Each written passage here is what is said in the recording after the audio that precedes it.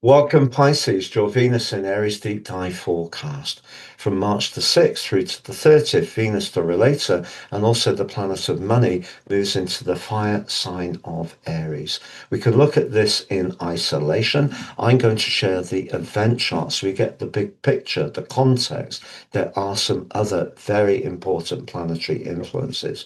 I'm then going to share the upcoming influences over the next 25 days to give you a clear picture of what you can expect in terms of your resources, but also your connections. I'm astrologer Patrick Arundell. A very warm welcome. If you've yet to subscribe to the channel, please do so now. So on the screen is your event chart.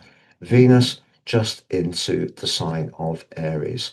Let's just think about which signs Venus rules. First of all, it's the earthy Taurus. Here, Venus is very much about foundations, can be about our values, our appreciation of the good things in life, and it's a sensuous influence for sure, but it can be about everyday money.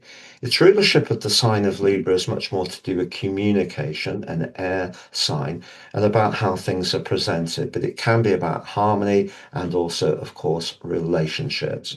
But for you, Venus in Aries really is an echo of that more Taurus energy and can make you more conscious of how stable your foundations are and how you're doing financially. It doesn't mean to say you can't appreciate things over the next 25 days, but the welcoming committee is complex. First up, we have Neptune. If you are someone who does like to socialize, and with this cluster of energy in your zodiac sign, including the go-getter Mars, the ruler of Aries at the moment, it may be that you are in the mood to initiate something. Although with Mercury retrograde, things could be stop and start. But what I would say is if you do meet up with people on Friday and on Saturday, the chances are you can enjoy things and you can really appreciate the quality of whatever you eat and drink. But as soon as Sunday, Saturn is applying to Venus in an exact conjunction. And that's really potentially quite a challenging influence. If we go back to last year, and this is why it's so important to look at the big picture, Saturn made its way through your second house and Aries from the 25th of May through to the 1st of September. If you did go through a period then when money was a bit tighter, or you were a bit tougher on yourself when it came to your personal value, it wouldn't be a surprise. And there could be a an echo of that again as we come further into the weekend. So if you are trying to balance the books, having to be a bit cautious about making sure all the different demands are met, you can become more conscious of it. But you can also become much more constructive about how you can deal with the resources you've got, be more organized and disciplined. So in that sense, Saturn can be of an asset for sure.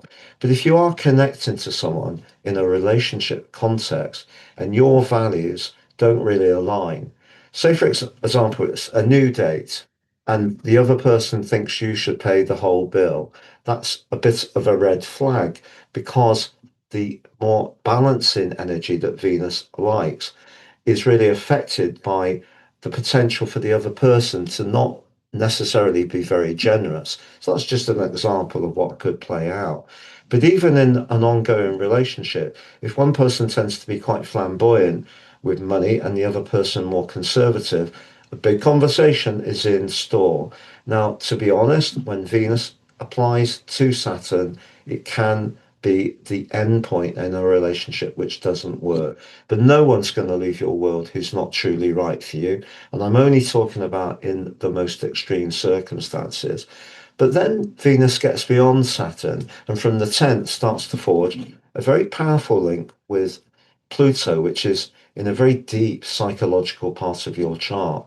And the people you can appreciate who do have similar values to you, it doesn't need to be financial alone. It may be just that you feel secure, safe, psychologically supported by someone. That's something that can really show up positively through week two. But we are going to have in week three your traditional ruler Jupiter, which goes direct on the 11th in your fifth house, which can be about risk, speculation, but also romance. Venus and Jupiter are going into a square. You may find yourself a lot more extravagant if you can afford it in week 3. And whether it is having some really rich food, going out with friends, being very social, jolly, it's going to be difficult to know when to say no. But that can also create a lot of lovely sharing.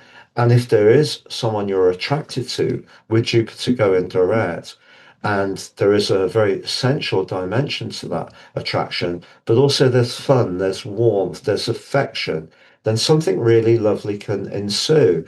So that's why it's very important to share with you the big picture.